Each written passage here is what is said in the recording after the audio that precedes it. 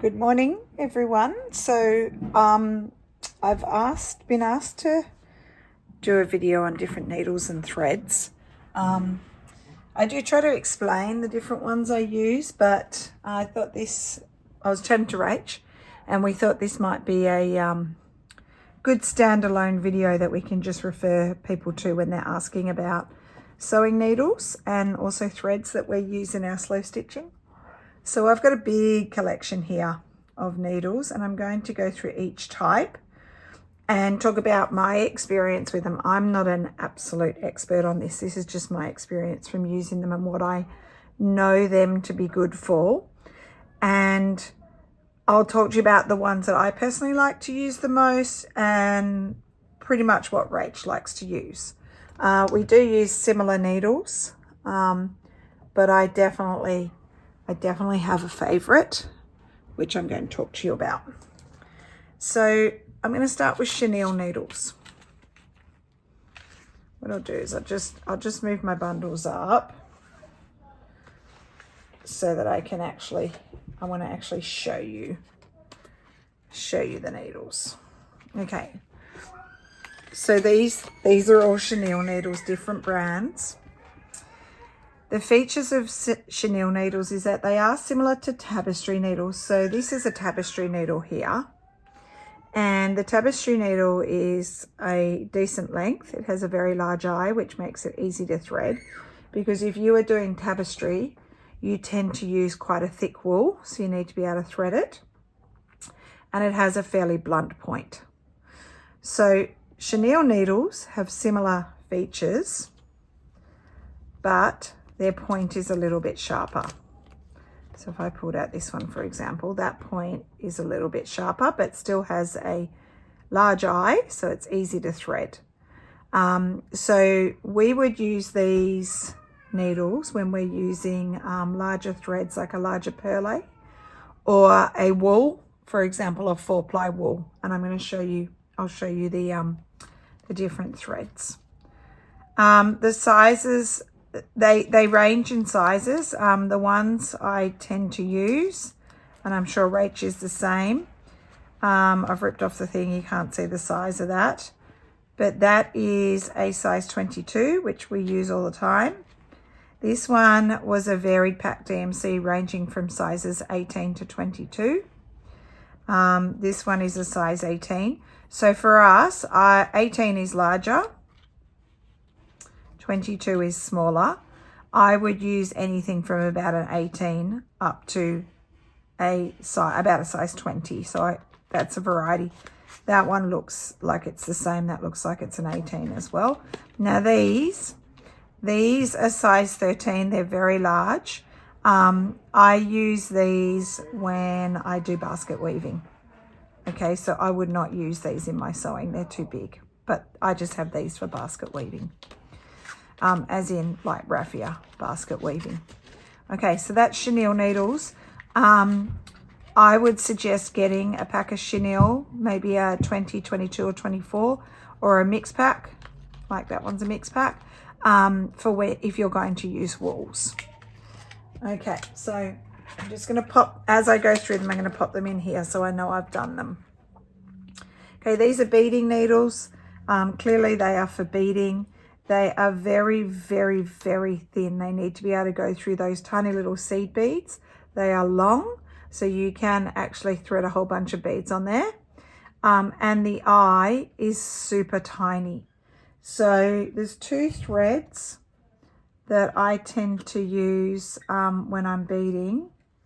So one is a silk thread, which I'll show you. I'm just seeing I don't have one close by. I'll get one and I'll show you soon. The other one is, this is called the Bottom Line Superior Threads. It's a very, very fine thread, which is excellent for applique. But I can also bead with this and it's quite strong. So it's a specific, I think it's a polyester. Yeah, it's a polyester thread. But I think this is mostly used for applique. That's what I was given it for or bought it for. And but it's also good for beading. Okay, so beading needles. This one says the size is 10 to 12. I think the sizes pretty much run in order with beading needles, but they're very, very fine, so hard to thread.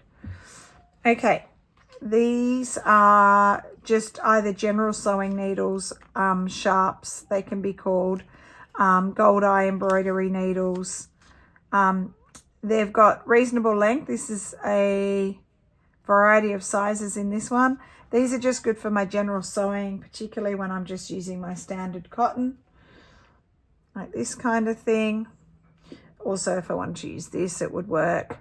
I really like the Clover brand, so these gold eye ones, sizes 3 to 9 are good.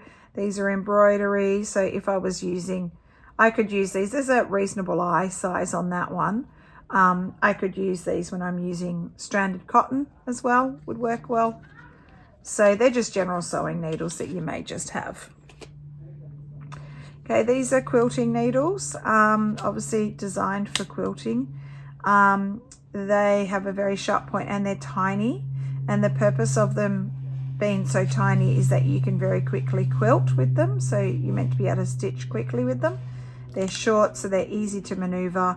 I don't do so much quilting, but if I'm doing maybe some cantha stitching, running stitch, just with a normal cotton, I might use a little short needle like that just because it's easy and it's accurate. They're applique needles, so applique or applique, so turning under your fabric and stitching down the edge. Again, with a fine thread like this or the silk thread that I'm going to show you, they're the two threads I'd use. They don't look too dissimilar, to the quilting needle.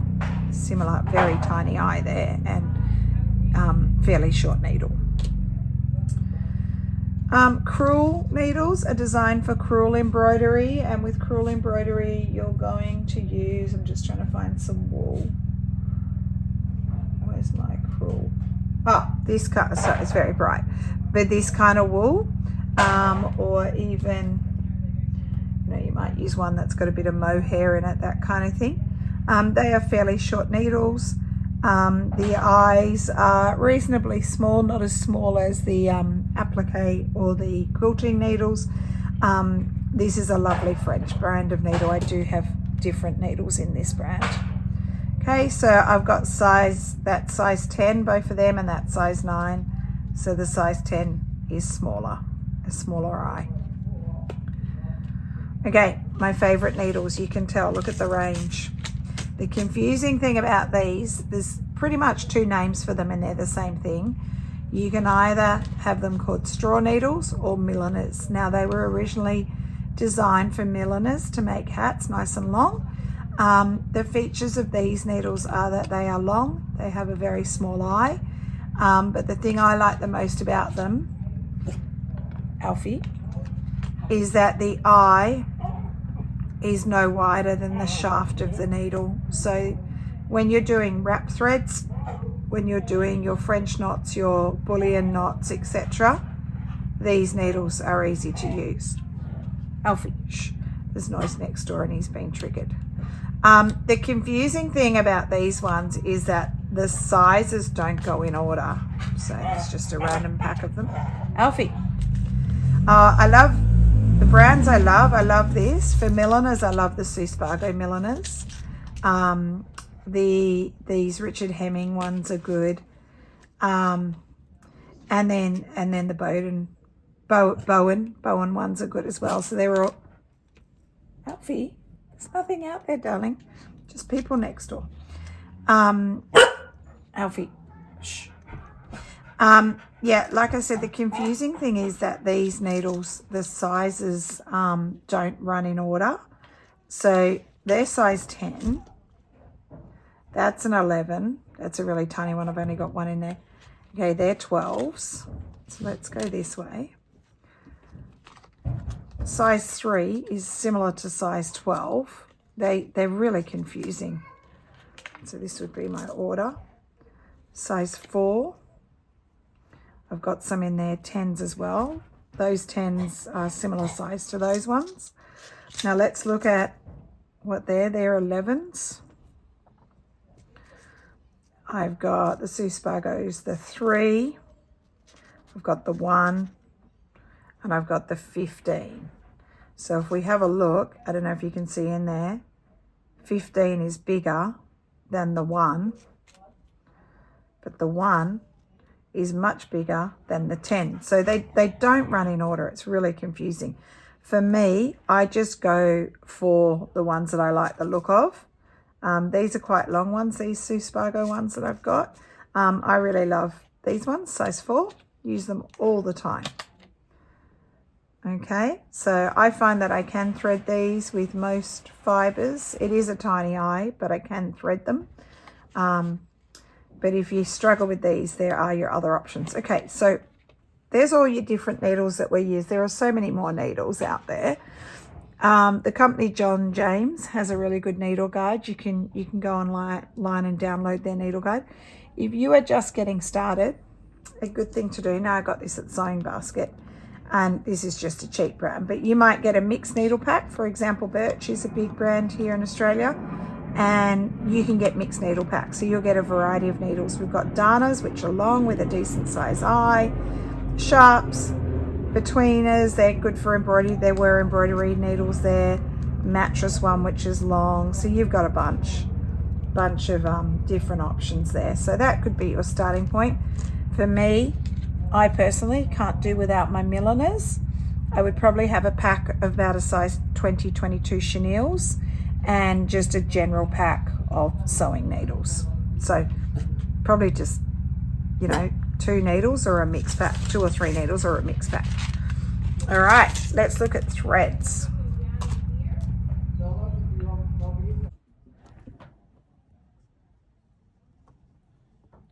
All right, so it's time to look at threads. And as I talk through these threads, I'll talk to you about which needles I'd use with them as well. So this lovely, pretty little bowl of threads are a lot of the threads that I'll use. There are just so many different types of threads that you can use. So I'm just going to go through the main ones that I'll use, or most of the time. And then I'll narrow it down as I go to, if you're a beginner, what ones you might like to start thinking about getting. A lot of these threads that I get are, I get them at the Sewing Basket, which is our haberdashery, crafty, fabricy type of op shop, and I will find threads there, which makes it cheaper, much cheaper to buy. So just putting my basket to the side. The number one thread that I use is just a normal sewing cotton. So this kind of thing.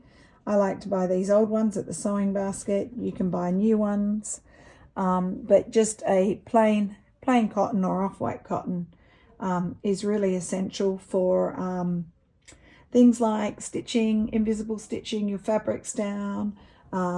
Sometimes I do cantha stitching or overcast stitching if I don't want it to be too visible.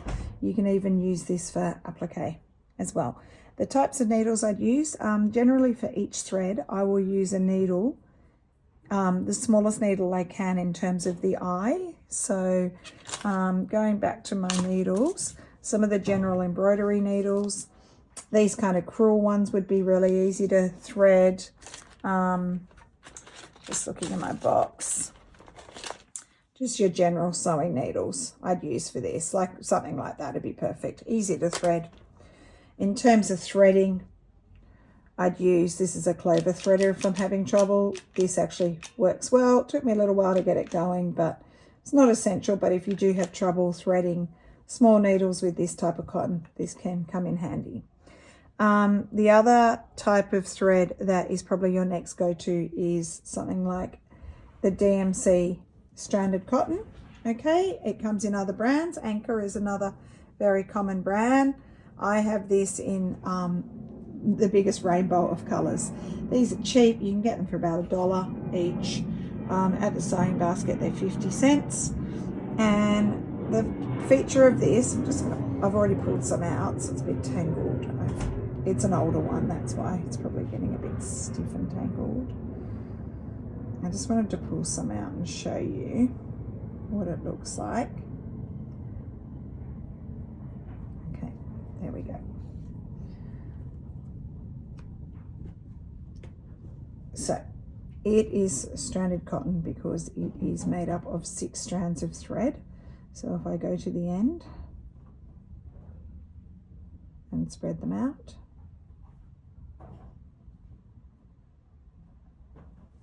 you actually have 6 strands there. So you can choose to use all 6, which I do all the time. You could take it down to 5, 4, 3, 2, or 1. Mum's actually done some beautiful embroidery with 1 strand. It does take a long time to embroider with 1 strand. It's very neat. And just to show you how to separate these, so what I tend to do is come to the middle of the thread, and let's say I just want 2 strands. I just separate it until I've got 2, and then I gradually, sorry, just let me lengthen it out. I just pull it apart, one end. Sometimes it gets a bit twisted. And then the other end, and pulling from the middle is easier than going from one end all the way to the other end. So that stranded cotton comes in so many colors. Definitely something that you'd think about getting. It also comes in variegated, so this is a DMC variegated version. And then you can get things like this. CGT is an Australian brand where they hand dye them. The only thing I don't like about this one is that they pre-cut the fibers or the thread, and I just find that that's really short. I know the rule is you're meant to go from your, I think from the end of your hand up to your elbow. It's too short for me. I like it a little bit, I like it quite a bit longer. So yeah, but lovely colors, and they have lots and lots of different color waves. Okay. So then the next thread that would probably be the most common after those two would be your perle cotton. So this is not a cotton that you split. You use it as is, but it comes in different sizes. So these two are a size 8, which are probably the most common. Then you go down to the smaller one, which is a size 12, or you can go up to a larger one, which is a size 5. Wonderfil's a really common brand. DMC make it, but there are other brands as well. I use the number 8 most regularly. This is the one you probably find the most around. I was just looking up, for example, just recently got these Wonderfil, all variegated. Okay, you usually get them for $4 or $5 for a ball. I often get these ones at the sewing basket, and I can pick them up from anything from $1 or even cheaper if there's some missing. Like that would be cheaper because it's not all on there, but if I got a bigger one that might cost me $1. So that is perle cotton. I don't use the 5 very often. I do have a few of the colors, but I don't use it so often. It's too chunky, that one. The next one that we use all the time is just crochet cotton. There's a label in here, but I can't see the size. It's Semco. Hang on, I'll just show you my big box. This is an example. I'll open the lid so it's the other way. So it's not too shiny. Actually, there's a few perles. Same kind of features as the perles, but they come in lots of different, like these are perles, they're just mixed in. These are perles. But you can see I like all the neutral threads, and then I can find that's a perle, but that's a size 12, so that's the smaller one. Like these are crochet. I'm just trying to find one with a label. Coats, that's a crochet cotton, that's a 40. What's this one? Anchor. That's a pearl cotton. That's a 12 perle or pearl cotton. That one says it's a 20. So there's all different sizes. That's a 60. So getting smaller. Up to, that's quite a chunky one, but I don't have a label on it. So I love using these, different weights. These are perfect for, I use them for general stitching. I use these definitely for my cantha stitching. And I just try to, and sometimes for stitching down lace, I just find one that matches the color of my lace, and a finer one so you can't see it so well. So yes, I have a very large collection. I have more than this as well. But we also use them for our classes when we teach, so we need to have a lot. So that's probably, they're probably my 2 main go-tos for neutral. neutrals. This thread here, I think I showed you before with the beading needles. This is really good for applique and for beading. It's a synthetic polyester. It's the only time I probably would use a synthetic polyester. I tend to use either cotton or wool or silk, so natural fibers, which aren't necessarily always as strong. This would probably be stronger, but it's very fine and easy to thread. Not essential. That's just something I had when I did a little bit of applique years ago, so I do use it every now and then. Okay, this is a broader thread. It has a similar look to Perle, and they're just really old threads, DMC. I do collect these in different colors. You do not need to buy these. It's just I collect threads. I have a lot. Now let's have a look at, so this, actually, what's this one? These are all hand dyed types of ones. I'm just reading. Jennifer Gale threads. That's a mercerized cotton as well. So mercerized, it goes through some kind of treatment. I think it's spun differently and it's meant to be a bit stronger. So that's a hand dyed one. So I do have hand dyed, and then I have, for example, like this is a silk. And these are the ones I often try to find at the haberdashery op shop. That's a mulberry silk. So they're kind of more, you know, fancy kind of threads.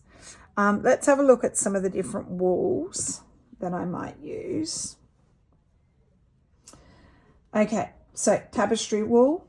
I would use this if I was doing something like couching, unless I'm doing tapestry, which I've dabbled in before but don't really do. I wouldn't really embroider with this. It's a bit thick. Okay, but that is just normal tapestry wool. Just seeing if it has a size. I can't see a size. But anyway, you can get that pretty cheaply at the sewing basket. They're 50 cents. This is Appleton. So you can get Appleton in two different, I think it's two different sizes. This is the thinner one. Look at the lovely neon pink you can get. So this is the thinner one. I would tend to use the thinner one, but I do have some of the thicker. This is good for embroidery, great for embroidery. This is one I just recently got. It is pure lamb's wool. I just love the bright color. That's a very fine one as well. That would be good. I haven't used it yet, but that would be great for stitch details, like doing running stitch or even embroidery. These are mohair, hand dyed. I know they're mohair wools, so they're like fluffy and soft, beautiful for embroidery, so thread painting and stuff like that. And then finally, this one is some of my favorite type of wool. I have so much of this in the hand dyed kind of different colors. I'm just was going with pinks. The ones that we use are the full ply sock fingering wools. That's what they're called. And you can sometimes get them in the smaller skeins like this, which is great, so you can get a variety of colors. And these are beautiful for thread painting, embroidery, embellishing, running stitch, canthus stitch, whatever you want. I use these all the time. And then the last thread I had in my basket to show you was this one, which is just a cotton thread. I would not use this for embroidery. It's just a bit chunky and it gets a bit stuck because it's cotton. I would only use this if I was going to couch down the thread. And couching will come up in one of my videos if you don't know what that is. So these are all your lovely options for threads. You definitely don't need to purchase them all straight away. As I said, start with your basic cotton, start with your basic stranded cotton like this one, and maybe some perle to begin with, and then you can build up your different options. Okay, so I hope you enjoyed, maybe not enjoyed, but maybe learnt something, or it helped you a little bit, or you've heard these terms and you weren't quite sure what they were. I hope this kind of helps give you a bit of a guide into the different needles and threads, which will help you with your slow stitching. So you please don't feel you need to rush out and buy all this stuff. I have been a collector for a very, very, very long time. So just start with your basics. You can achieve beautiful results with the basics. All right, thanks for watching, and I'll see you in the next video.